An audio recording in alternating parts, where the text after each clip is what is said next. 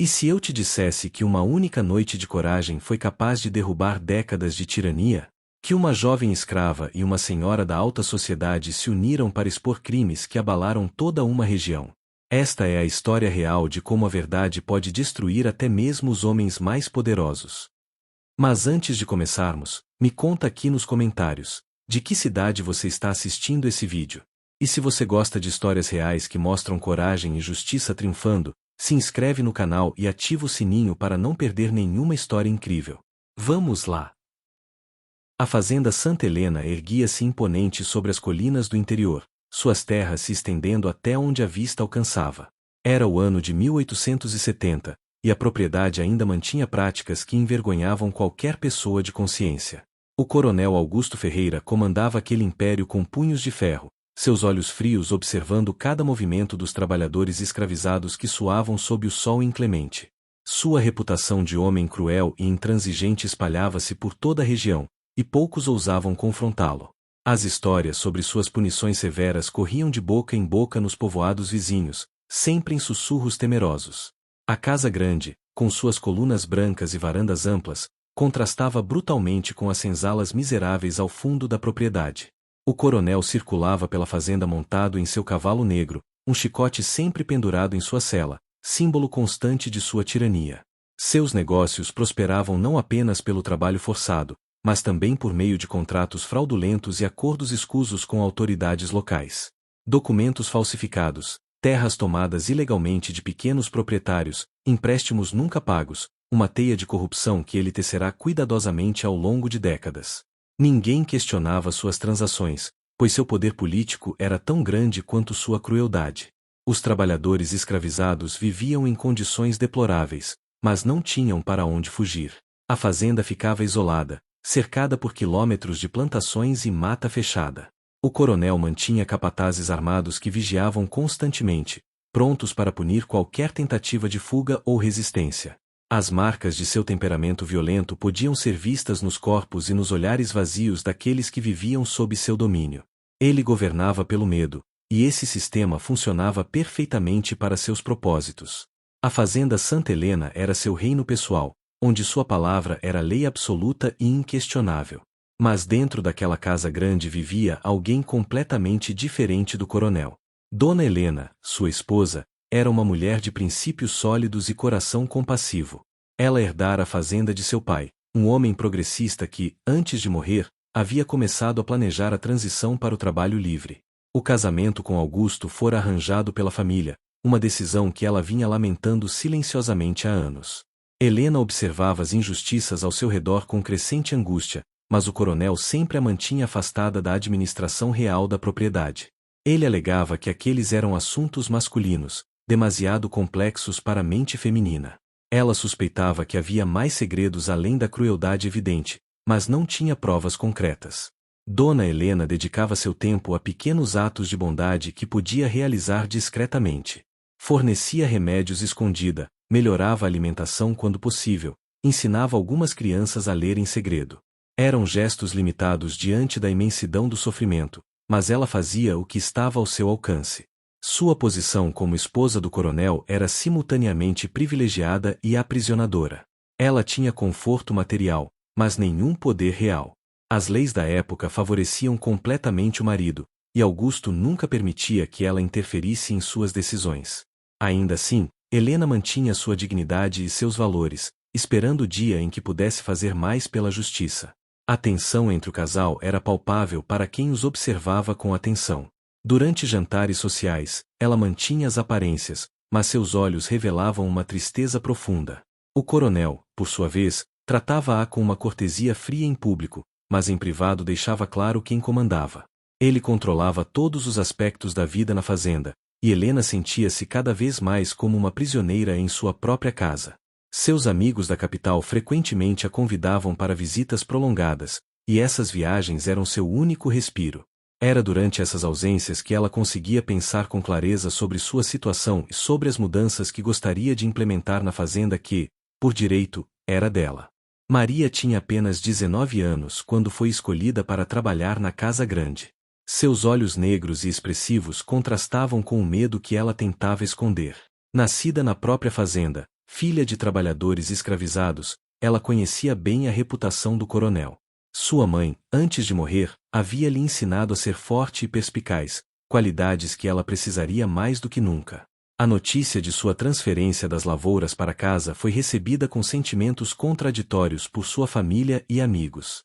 Alguns invejavam a oportunidade de trabalho menos árduo fisicamente. Outros, mais experientes, conheciam os perigos que espreitavam jovens mulheres sob o teto do patrão.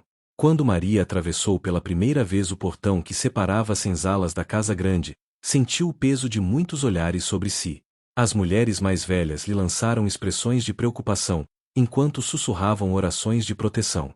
Ela carregava um pequeno embrulho com seus únicos pertences, um vestido remendado, um lenço que pertencera à sua mãe e um crucifixo de madeira. Seu coração batia acelerado, mas ela mantinha a cabeça erguida. Maria aprenderá desde cedo que demonstrar medo era convidar mais abuso.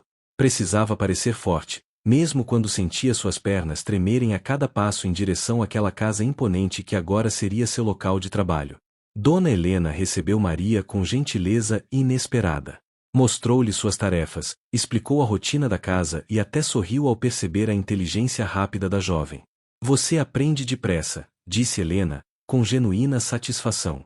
Isso tornará as coisas mais fáceis para ambas. Maria sentiu um lampejo de esperança. Talvez aquele trabalho não fosse tão terrível quanto imaginara. Dona Helena parecia diferente das histórias que circulavam sobre a casa grande. Havia bondade em seus olhos, uma qualidade rara naquele lugar de tanto sofrimento. Durante os primeiros dias, Maria trabalhou sob a supervisão direta de Dona Helena, aprendendo como ela gostava que as coisas fossem feitas, onde cada objeto deveria estar, quais eram os horários das refeições. Mas o coronel observava. Seus olhos seguiam Maria enquanto ela limpava, servia as refeições ou arrumava os cômodos. No início, eram apenas olhares furtivos que ela fingia não notar. Depois, começaram os comentários aparentemente inocentes sobre sua aparência ou habilidade. Maria sentia um desconforto crescente, um pressentimento sombrio que lhe revirava o estômago. Ela conhecia histórias suficientes para saber o que aqueles olhares e palavras poderiam preceder. Tentava estar sempre acompanhada de outras trabalhadoras, nunca ficando sozinha em um cômodo quando o coronel estava próximo.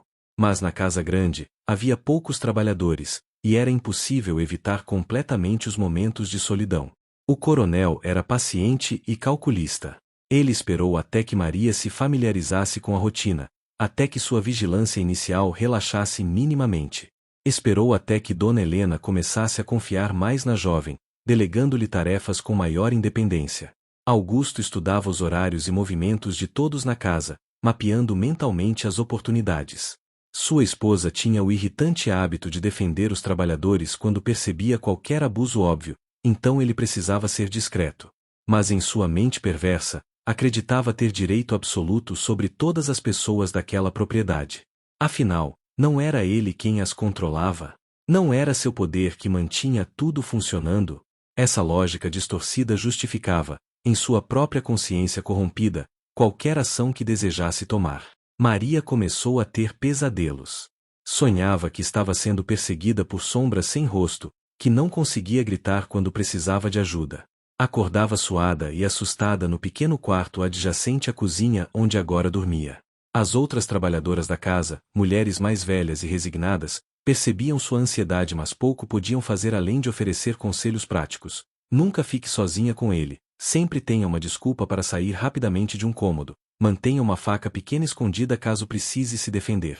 Era um conhecimento transmitido silenciosamente entre mulheres que viviam sob constante ameaça, um guia de sobrevivência não escrito que passava de geração em geração naquele ambiente opressivo. A oportunidade que o coronel aguardava finalmente chegou em uma tarde chuvosa de quinta-feira. Dona Helena havia saído para visitar uma família vizinha, levando consigo 2 trabalhadoras para ajudá-la. O coronel inventara uma desculpa para ficar, alegando documentos urgentes que precisava revisar em seu escritório. A chuva se intensificou, transformando-se em tempestade, e ele sabia que Helena não retornaria tão cedo. Os capatazes estavam ocupados protegendo as plantações e o gado. A casa grande ficou quase vazia, com apenas algumas poucas pessoas circulando por seus cômodos amplos. O som da chuva martelando no telhado abafaria qualquer ruído. Era o momento perfeito para executar seus planos sórdidos. Maria estava no segundo andar, trocando as roupas de cama do quarto de hóspedes. A janela estava aberta apenas uma fresta, permitindo a entrada do ar fresco trazido pela tempestade. Ela trabalha com movimentos eficientes, dobrados lençóis limpos com precisão, quando ouviu passos pesados no corredor. Seu coração disparou. Reconheceu imediatamente o som das botas do coronel. Ele nunca subia àquela hora, especialmente para aquela ala da casa. Maria sentiu o sangue gelar em suas veias. Olhou rapidamente ao redor, procurando uma saída, mas havia apenas uma porta, a mesma pela qual o coronel estava prestes a entrar. A janela era alta demais para pular sem se machucar gravemente. Estava encurralada. Augusto entrou no quarto fechando a porta atrás de si com um clique sinistro da chave. Seu sorriso era predatório, seus olhos percorriam o corpo de Maria com uma fome doentia que fez a pele dela arrepiar de nojo e terror. Finalmente estamos sozinhos, disse ele, aproximando-se lentamente, como um caçador que já sabe que sua presa não tem para onde fugir. Maria recuou até encostar na parede, seus dedos procurando qualquer objeto que pudesse usar como arma. Encontrou apenas o castiçal de prata da mesinha de cabeceira. Por favor, senhor, ela tentou manter a voz firme. A senhora Helena não aprovaria isso. Deixe-me ir. Mas suas palavras apenas fizeram o sorriso dele se alargar, transformando-se em algo cruel e terrível. Minha esposa não precisa saber de tudo o que acontece nesta casa, ele respondeu, continuando seu avanço. E você seria muito tola se contasse algo a ela. Quem você acha que ela acreditaria? A mim, seu marido, ou a uma escrava mentirosa? O veneno em suas palavras era tão tóxico quanto suas intenções. Ele estendeu a mão para agarrá-la, mas Maria foi mais rápida. Com toda a força que tinha, ela golpeou o lado de sua cabeça com o castiçal. O coronel tropeçou para trás, mais surpreso que ferido, levando a mão ao corte que começou a sangrar acima de sua sobrancelha. Por um momento precioso, ele ficou desorientado. Maria não perdeu tempo. Correu até a porta, suas mãos tremendo violentamente enquanto tentava girar a chave na fechadura. Sua desgraçada! Gritou o coronel, recuperando-se e lançando-se em sua direção. Mas Maria conseguiu abrir a porta e disparou pelo corredor, seu coração batendo tão forte que parecia prestes a explodir. Ela podia ouvi-lo atrás de si, seus passos pesados ecoando como trovões. Você vai pagar por isso. Vou fazer você se arrepender de ter nascido. As ameaças do coronel cortavam o ar, mas alimentavam a adrenalina de Maria, impulsionando a escada abaixo em velocidade desesperada. Ela quase tropeçou nos últimos degraus, mas conseguiu se equilibrar e continuou correndo. Para onde? Para onde poderia ir onde ele não a encontraria? A casa grande de repente parecia um labirinto sem saída segura. Maria correu em direção aos fundos da casa, onde ficavam os aposentos de Dona Helena. Seu instinto lhe dizia que apenas a esposa do coronel poderia protegê-la agora. Mas ao se aproximar, viu através da janela que as malas de Dona Helena estavam sendo preparadas. Ela ouviu conversas sobre uma viagem à capital que havia sido planejada. O desespero a inundou. Se Dona Helena partisse agora, Maria ficaria completamente à mercê do coronel. Ele inventaria alguma acusação contra ela, mandaria açoitá-la publicamente ou coisa pior, e ninguém duvidaria de sua palavra contra dela. Com o rosto coberto de lágrimas que misturavam medo e determinação, Maria decidiu que tinha apenas uma chance. Precisava contar tudo a Dona Helena antes que fosse tarde demais, antes que aquela mulher gentil partisse e a deixasse sozinha naquele inferno. Maria irrompeu nos aposentos de Dona Helena como uma tempestade humana, seus olhos arregalados e cheios de lágrimas, seu vestido rasgado no ombro onde o coronel havia tentado agarrá-la antes dela escapar. Helena, que estava supervisionando a arrumação de suas malas para a viagem à capital, imediatamente percebeu que algo terrível havia acontecido. Maria! O que aconteceu, criatura? Sua voz misturava preocupação genuína e urgência. As outras trabalhadoras no quarto congelaram, seus olhos alternando entre a jovem desesperada e a patroa. A tensão no ar era palpável, densa como a tempestade que ainda rugia do lado de fora. Maria caiu de joelhos, tremendo incontrolavelmente, lutando para encontrar palavras que pudessem expressar o horror pelo qual acabará de passar. Foi o senhor coronel, senhora. Maria finalmente conseguiu dizer entre soluços. Ele me trancou no quarto de hóspedes. Tentou. Tentou. Sua voz falhou, mas não era necessário completar a frase. A expressão no rosto de Dona Helena mudou de preocupação para horror, depois para uma fúria contida que surpreendeu a todos na sala. Suas mãos apertaram as laterais de sua saia com tanta força que seus nós dos dedos ficaram brancos. Maria continuou, as palavras agora fluindo em torrente desesperada. Consegui bater nele com um castiçal e fugir, senhora. Mas ele me perseguiu, ameaçou me destruir. Por favor, senhora Helena, a senhora é a única que pode me proteger. Sem a senhora, ele vai. Mais lágrimas impediram que ela continuasse. Dona Helena se ajoelhou ao lado de Maria, ignorando completamente o protocolo social e as convenções que deveriam manter distância entre uma senhora e uma trabalhadora escravizada. Ela pegou as mãos trêmulas da jovem entre as suas próprias, olhando diretamente em seus olhos com uma intensidade protetora. Respire, Maria. Você está segura agora. Eu não vou permitir que ele machuque você. A firmeza em sua voz contrastava com a turbulência de emoções que sentia internamente. Por anos, Helena havia suspeitado da natureza corrupta de seu marido, mas sempre lhe faltavam provas concretas ou coragem suficiente para confrontá-lo diretamente. Agora, com Maria ali tremendo diante dela, vítima da monstruosidade de Augusto, algo dentro de Helena se cristalizou em determinação absoluta. Há quanto tempo você sabia? Perguntou uma das trabalhadoras mais velhas, uma mulher chamada Rosa que servia na casa há décadas. Sua voz era carregada não de acusação, mas de cansaço acumulado. Quantas outras, senhora, antes dela? O silêncio que se seguiu foi pesado com verdades não ditas. Helena fechou os olhos por um momento, sentindo o peso da culpa. Ela havia escolhido, durante todos aqueles anos, acreditar que os sussurros e rumores eram exagerados, que seu marido, apesar de cruel em suas práticas administrativas, não desceria a tais profundezas de depravação. Agora percebia que sua negação, seu desejo de manter alguma aparência de normalidade em seu casamento, havia permitido que horrores continuassem acontecendo sob seu próprio teto. Eu fui covarde, admitiu Helena, sua voz quebrando pela primeira vez. Fingi não ver o que estava diante de meus olhos porque era mais fácil do que enfrentar a verdade. Mas isso acaba hoje. Ela se levantou, e havia uma transformação visível em sua postura. A mulher gentil mas passiva que todos conheciam estava dando lugar a algo mais forte, mais perigoso. Rosa, tranque todas as portas deste quarto. Ninguém entra ou sai sem minha permissão. Maria, você vai me contar tudo, cada detalhe. E então? Ela pausou, seus olhos brilhando com uma resolução férrea. Então eu vou fazer o que deveria ter feito há muito tempo. As mulheres no quarto trocaram olhares de surpresa e esperança cautelosa. Estariam finalmente testemunhando o despertar da verdadeira dona daquela fazenda? Naquele momento, batidas violentas soaram na porta. Helena, abra esta porta imediatamente. A voz do coronel trovejava do corredor, carregada de fúria e autoridade.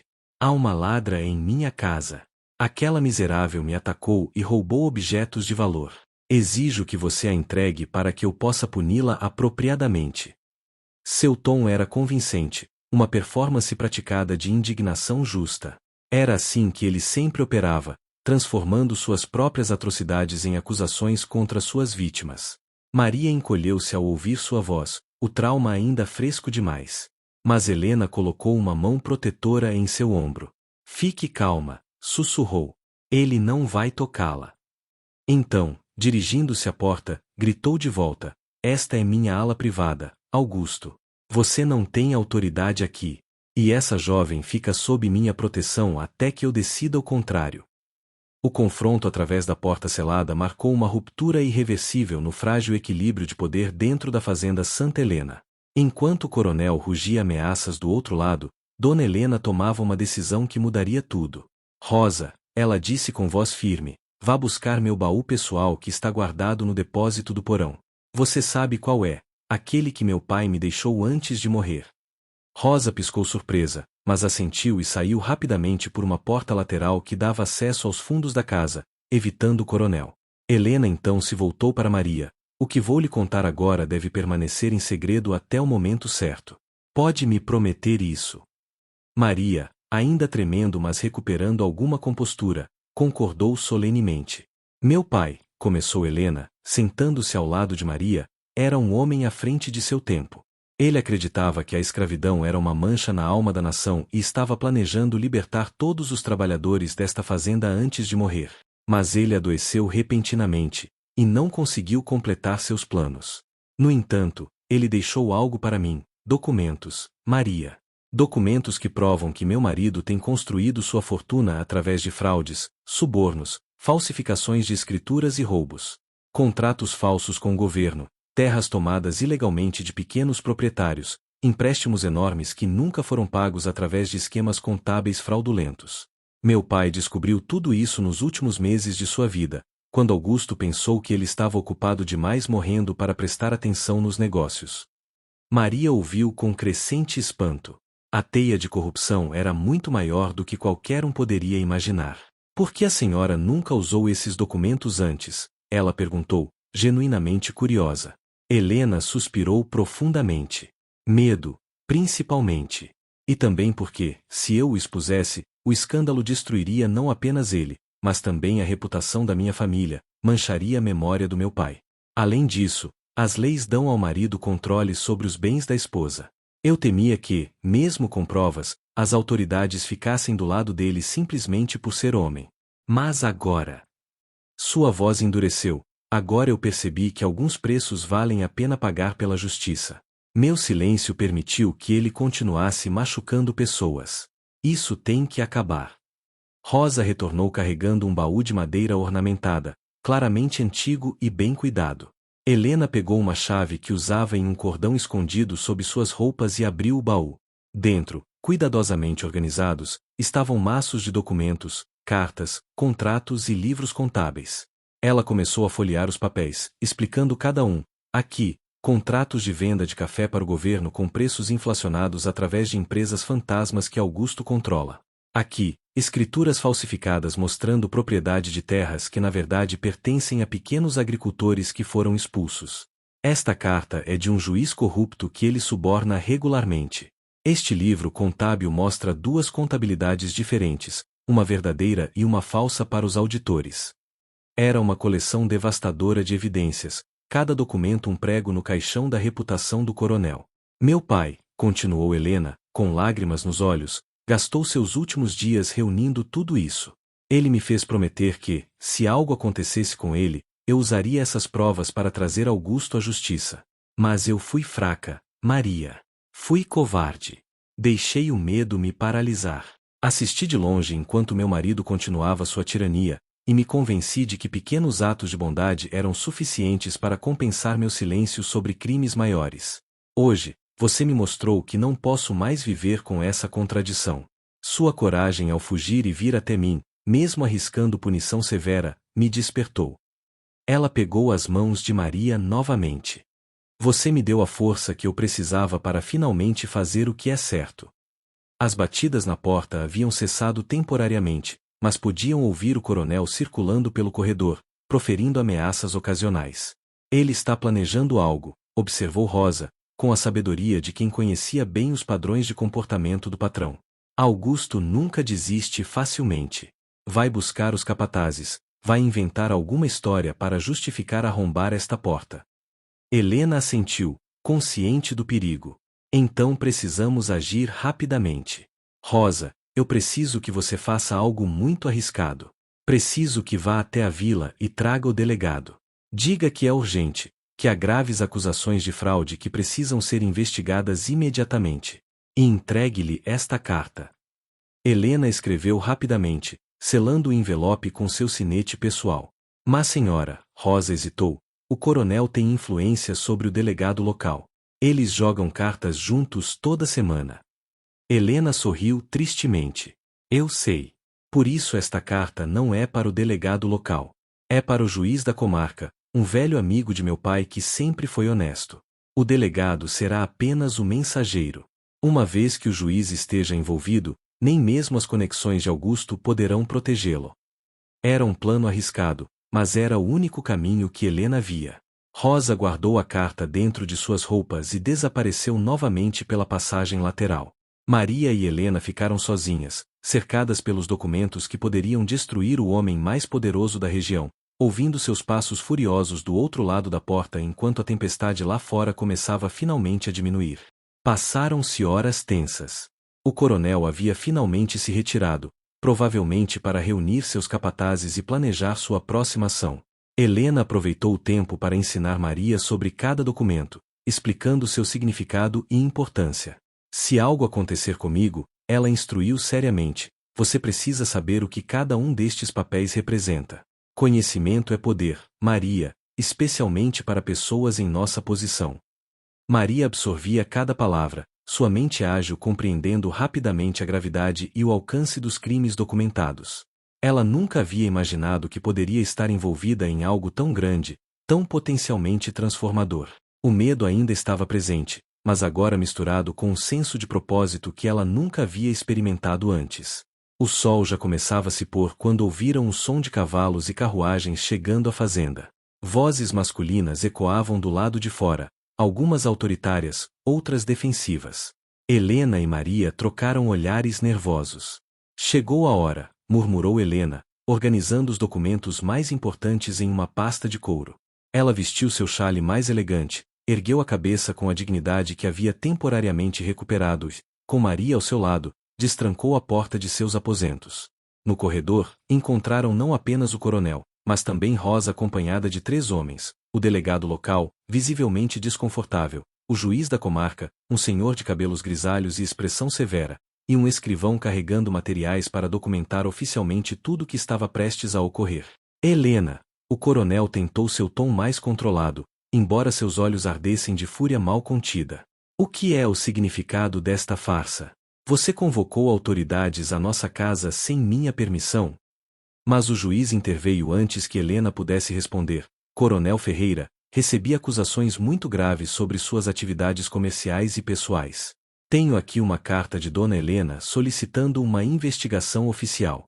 Como ela é a herdeira legal desta propriedade, tem todo o direito de fazer tal solicitação. A expressão do coronel mudou sutilmente, uma fissura aparecendo em sua máscara de autoridade absoluta. Pela primeira vez em muitos anos, ele estava diante de uma situação que não podia controlar simplesmente pela intimidação ou corrupção. Helena deu um passo frente, sua voz clara e firme. Senhor juiz, durante anos eu fui omissa diante das atrocidades cometidas sob este teto.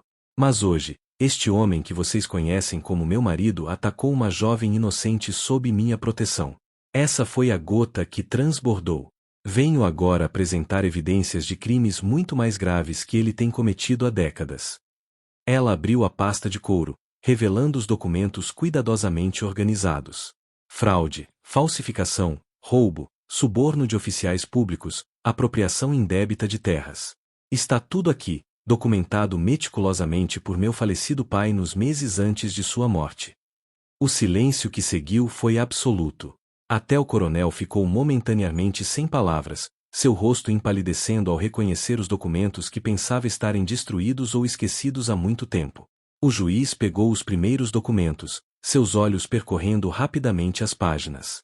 Sua expressão ficou cada vez mais sombria. Estes são, meu Deus, são extremamente sérios, Dona Helena. Ele olhou para o coronel com uma mistura de descrença e repugnância. Coronel Ferreira, estou vendo aqui evidências de um esquema de corrupção de proporções alarmantes. O coronel tentou recuperar sua compostura. Esses documentos são falsificações. Uma conspiração de minha esposa, que claramente perdeu a razão. Ela está histérica, influenciada por essa escrava mentirosa. Ele apontou para Maria com desprezo. Mas sua defesa soou fraca mesmo para seus próprios ouvidos, especialmente quando o juiz ergueu um dos contratos falsificados e mostrou o que era inequivocamente a assinatura do próprio coronel. Há também a questão do ataque a esta jovem. O juiz indicou Maria, que permanecia de pé ao lado de Helena, sua presença silenciosa uma acusação por si só. Maria, você pode relatar o que aconteceu hoje. Maria sentiu todos os olhares convergindo sobre ela, o ódio ardente do coronel, a preocupação maternal de Helena, a curiosidade profissional das autoridades. Ela respirou fundo e, com uma coragem que surpreendeu a ela mesma, contou tudo. Cada detalhe do ataque, do quarto trancado, de como conseguiu escapar. Sua voz não tremeu uma única vez enquanto testemunhava contra o homem mais poderoso que conhecia, e quando terminou, havia lágrimas nos olhos do escrivão que registrava cada palavra. O julgamento do coronel Augusto Ferreira tornou-se um dos eventos mais comentados da região nas semanas seguintes. As evidências apresentadas por Helena eram irrefutáveis, e quanto mais as autoridades investigavam, mais crimes descobriam. A rede de corrupção se estendia muito além do que até mesmo Helena imaginara. Havia dezenas de vítimas, pequenos proprietários expulsos de suas terras, comerciantes que haviam sido fraudados em negócios, famílias destruídas por acordos desonestos. Quando a notícia se espalhou de que o poderoso coronel finalmente seria responsabilizado, pessoas começaram a aparecer de toda a comarca para testemunhar contra ele, algumas viajando dias inteiros apenas para ter sua chance de contar sua história de injustiça. O orgulho do coronel desmoronou rapidamente diante da montanha de evidências. Ele tentou usar suas conexões políticas, ofereceu subornos cada vez mais desesperados, até ameaçou revelar segredos de outros homens poderosos se não o ajudassem. Mas o juiz da comarca era conhecido por sua integridade, e a pressão pública estava alta demais. Jornais da capital começaram a cobrir o caso, transformando o julgamento em um símbolo da luta contra a corrupção das velhas estruturas de poder. A era dos coronéis está terminando, declarou uma manchete. Justiça finalmente alcança os intocáveis, proclamou outra. Augusto, acostumado a ser temido e obedecido, viu-se público de escárnio e desprezo, sua reputação despedaçada irreparavelmente. Durante o julgamento, Helena testemunhou com uma dignidade que impressionou todos os presentes. Ela não demonstrou prazer na queda do marido, mas também não mostrou hesitação ao apresentar cada crime documentado. Quando questionada sobre por que havia esperado tanto tempo, ela respondeu com honestidade brutal: fui covarde. Permiti que o medo e o conforto me impedissem de fazer o que era certo. Essa é uma culpa que carregarei pelo resto da vida. Mas quando aquele homem atacou uma jovem inocente sob minha proteção, percebi que meu silêncio não era apenas covarde, era cumplicidade. Não poderia mais viver comigo mesma se continuasse permitindo que tais atrocidades ocorressem. Suas palavras ecoaram na sala do tribunal, e muitas outras mulheres presentes reconheceram nela suas próprias lutas entre a autopreservação e a justiça. Maria também foi chamada para testemunhar, e sua história comoveu profundamente todos que a ouviram. O advogado de defesa do coronel tentou desacreditá-la, sugerindo que ela havia inventado as acusações ou provocado o ataque de alguma forma. Mas Helena interveio imediatamente. Esta jovem é uma pessoa de caráter impecável. Ela não tinha nada a ganhar e tudo a perder ao me contar o que aconteceu. Sua coragem merece nosso respeito, não nosso ceticismo. O juiz concordou e advertiu o advogado contra qualquer tentativa adicional de intimidar a testemunha. Foi um momento transformador. Raramente na história daquela comarca uma pessoa escravizada havia sido tratada com tal dignidade em um tribunal, e a cena ficou gravada na memória de todos os presentes. A sentença foi severa. O coronel foi condenado a 15 anos de prisão pelos crimes de fraude, falsificação e apropriação indébita. Além disso, todas as suas propriedades pessoais foram confiscadas para compensar suas vítimas. Quanto às acusações de ataque contra Maria, embora as leis da época tornassem difícil processar tais crimes formalmente, o juiz deixou claro em suas observações que o caráter moral do coronel estava completamente exposto. Este homem, declarou o juiz com voz toante, usou seu poder não para proteger os vulneráveis, mas para explorá-los da maneira mais vil. Ele é uma vergonha para qualquer código de honra ou decência. Quando os guardas levaram Augusto algemado, ele não mais se parecia com o tirano temido de outrora. Era apenas um homem velho e quebrado, seu império de crueldade finalmente desmoronado. A fazenda Santa Helena, legalmente propriedade de Dona Helena por herança de seu pai, permaneceu sob seu controle. Mas agora, pela primeira vez em décadas, ela tinha autoridade real e indisputada sobre a propriedade. As primeiras ações que tomou foram simbólicas mas poderosas. Removeu todos os instrumentos de punição física, chicotes, grilhões, troncos. Mandou reformar as senzalas, tornando-as mais habitáveis enquanto planejava mudanças mais profundas. Convocou uma reunião com todos os trabalhadores da fazenda, uma cena sem precedentes, onde ela anunciou suas intenções de implementar um sistema de trabalho livre e remunerado. Levará tempo, ela admitiu honestamente, pois precisamos fazer isso de forma sustentável para que a fazenda possa continuar funcionando. Mas eu prometo, diante de todos vocês, que esta propriedade não mais será construída sobre o sofrimento alheio. 2 anos haviam passado desde o julgamento do coronel, e a fazenda Santa Helena transformará-se de forma quase irreconhecível. Verdade seja dita, a transição não fora fácil. Houve resistência de fazendeiros vizinhos que viam as mudanças de Helena como ameaça ao seu próprio modo de vida. Houve dificuldades financeiras enquanto ela reorganizava a economia da fazenda para funcionar com trabalho assalariado. Houve momentos de dúvida quando Helena questionava se conseguiria manter suas promessas. Mas ela persistiu, apoiada por um grupo crescente de pessoas que acreditavam em sua visão. A fazenda tornou-se um modelo experimental que atraía a atenção de todo o país, alguns para admirar, outros para criticar, mas impossível de ignorar. Maria havia se tornado mais do que apenas uma trabalhadora na casa grande. Helena, reconhecendo a inteligência e determinação da jovem, começara a ensiná-la a ler, escrever e fazer contas. Maria absorvia conhecimento com uma sede insaciável, passando noites estudando à luz de velas, praticando sua escrita até que suas mãos doessem.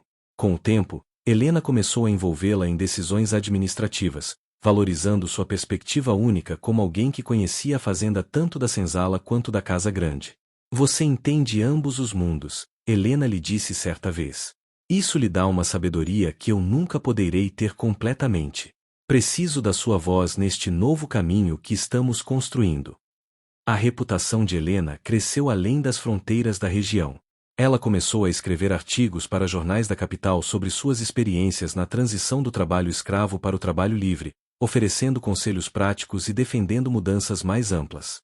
Sua história pessoal, de esposa passiva que encontrou coragem para confrontar um marido corrupto, ressoava especialmente com outras mulheres presas em situações similares. Ela recebia cartas regularmente de mulheres de todo o país pedindo conselhos, contando suas próprias histórias de opressão doméstica, expressando esperança de que também pudessem encontrar forças para mudarem suas circunstâncias. Helena respondia cada carta pessoalmente, transformando sua casa em um ponto de encontro para mulheres que buscavam apoio e orientação. Quanto ao coronel Augusto, ele definhava na prisão, seu espírito quebrado de forma que nenhum chicote jamais conseguirá fazer com suas vítimas. As notícias ocasionais que chegavam sobre ele pintavam o retrato de um homem transformado pela humilhação, mas não necessariamente pela redenção verdadeira. Ele havia perdido tudo: poder, respeito, liberdade, e o peso dessa perda o consumia. Helena não sentia prazer nisso, mas também não sentia culpa. Ela havia feito o que era necessário, e as consequências eram responsabilidade dele, resultado de décadas de escolhas cruéis e egoístas. Ela raramente pensava nele agora, sua energia focada completamente em construir algo melhor nas cinzas do que ele havia deixado para trás. A fazenda prosperava de maneiras que surpreendiam até os céticos. Trabalhadores que antes eram forçados agora trabalhavam com motivação pessoal, sabendo que seus esforços trariam recompensas para si mesmos e suas famílias. A produtividade, ao contrário das previsões sombrias dos críticos, na verdade aumentou. Helena implementou um sistema de participação nos lucros, onde parte dos ganhos da fazenda era distribuída entre os trabalhadores proporcionalmente ao seu esforço. Ela também estabeleceu uma escola na propriedade, onde crianças e adultos podiam aprender a ler e escrever. Maria frequentemente ensinava classes depois de completar seu trabalho administrativo, transmitindo o conhecimento que ela mesma ainda estava adquirindo, criando um ciclo virtuoso de aprendizado e crescimento. Certa manhã, Helena e Maria estavam sentadas na varanda da casa grande, observando o sol nascer sobre os campos. Os sons da fazenda despertando eram diferentes agora, ainda trabalhosos, mas havia algo mais leve no ar, uma ausência da tensão constante que caracterizava os dias sob o reinado do coronel. Você sabe, disse Helena pensativamente, às vezes ainda me pergunto o que meu pai pensaria de tudo isso. Se ele estaria orgulhoso de que finalmente usei os documentos que ele reuniu, ou decepcionado de que levei tanto tempo. Maria considerou a pergunta cuidadosamente antes de responder. Acho que ele entenderia. Coragem não significa não ter medo. Significa agir apesar do medo. E quando chegou a hora, a senhora agiu. Não, corrigiu Helena gentilmente, quando chegou a hora, nós agimos. Sua coragem ao vir até mim naquele dia, mesmo arriscando punição severa, foi o catalisador para tudo. Você me mostrou que não havia mais espaço para hesitação, que cada momento de inação era uma traição aos princípios que eu alegava ter. Ela pegou a mão de Maria, um gesto que havia se tornado natural entre elas ao longo dos anos. Somos parceiras neste empreendimento agora. Maria. Não patroa e empregada, mas duas mulheres tentando construir algo melhor, algo mais justo. E embora ainda tenhamos um longo caminho pela frente, olhe o quanto já percorremos. Elas observaram em silêncio enquanto o sol continuava sua ascensão, pintando o céu com tons de dourado e rosa. Nas plantações, trabalhadores começavam seu dia não sob o olhar de capatazes armados com chicotes, mas como pessoas livres escolhendo seu próprio caminho. Era uma visão imperfeita ainda, as leis maiores do país não haviam mudado, e muitas batalhas ainda precisariam ser travadas. Mas ali, naquela fazenda que havia sido palco de tanto sofrimento, um pequeno experimento de justiça e dignidade humana florescia. E para Maria e Helena, que haviam arriscado tudo para tornar isso possível, era um lembrete diário de que mudanças reais, embora difíceis e lentas, eram possíveis quando as pessoas encontravam coragem para lutar pelo que era certo. Na vila vizinha, a história da fazenda Santa Helena era contada e recontada, ganhando elementos míticos com cada repetição. Algumas versões exageravam a vilania do coronel, outras romantizavam demais a coragem de Helena e Maria. Mas no centro de todas as versões estava uma verdade fundamental. Duas mulheres, em um momento de crise, haviam escolhido a justiça sobre a segurança, a coragem sobre o conforto, e ao fazê-lo, haviam desencadeado mudanças que reverberavam muito além dos limites de uma única fazenda. Era uma história de esperança, de redenção tardia mas sincera, e de prova de que mesmo sistemas mais entrincheirados de poder e opressão poderiam ser desafiados quando pessoas comuns encontravam força extraordinária.